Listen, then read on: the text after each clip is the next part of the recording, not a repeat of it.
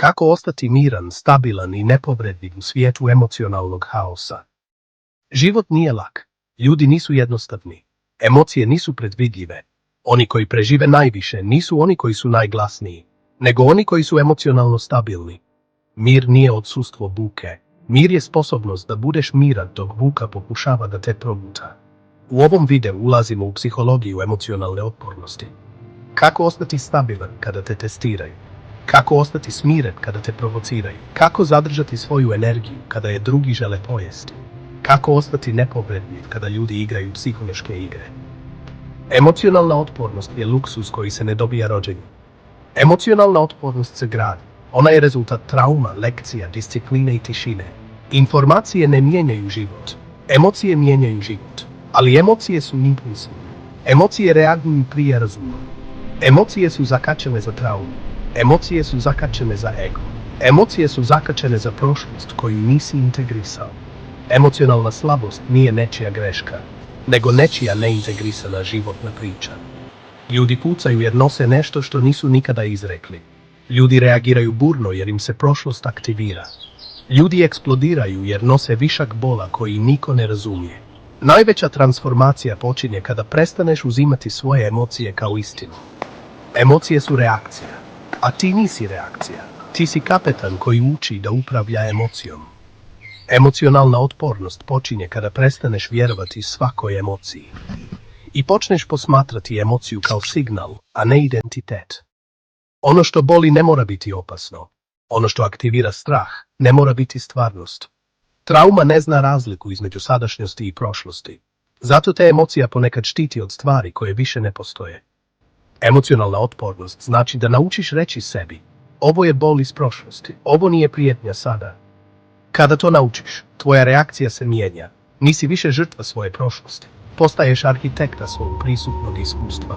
Mir nije slabost. Mir je sofisticirana snaga. Mir pokazuje da si sposoban držati energiju bez da te provociraju. Mir je najveća prijetnja emocionalnim manipulatorima.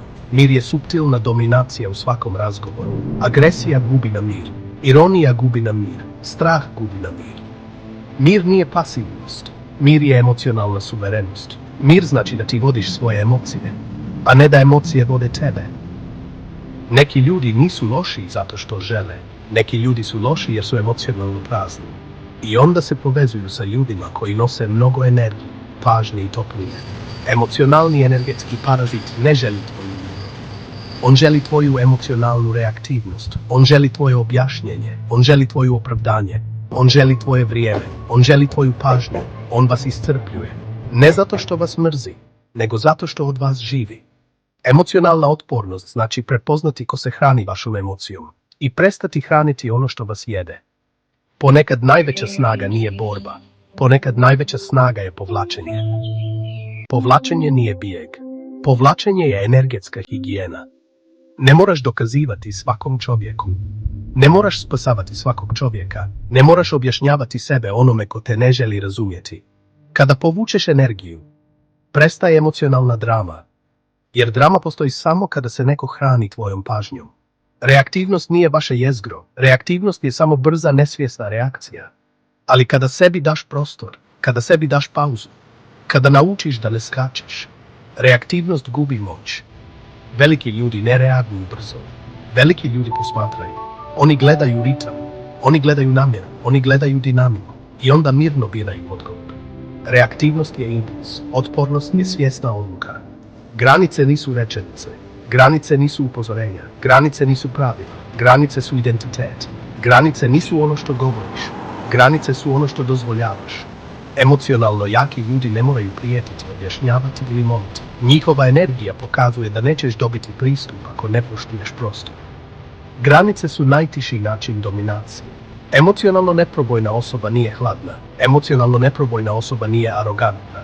Emocionalno neprobojna osoba samo zna gdje završava tuđa emocija i gdje počinje njena. Ona zna reći sebi: tuđa emocija nije moja odgovornost. Tuđa projekcija nije moja stvarnost. Tuđa nesigurnost nije moj posao. Najveća mudrost je kontrola svoje unutrašnje hemije. Emocionalna otpornost ne znači da se ne osjećaš. Emocionalna otpornost znači da osjećaš, ali ne gubiš sebe. Mir je kralj svih moći. Mir je inteligencija. Mir je fokus. Mir je emocionalna samokontrola. Postati emocionalno otporan znači postati emocionalno suveren. Kada tvoje emocije pripadaju tebi i kada tvoja energija više nikome ne pripada bez tvoje dozvole. To je psihologija emocionalne snage. Ako želite život u kojem vas više niko ne može emocionalno oboriti, istrpiti ili zavesti u dramu, pretplatite se. Ovo je dom mirne dominacije i emocionalne inteligencije.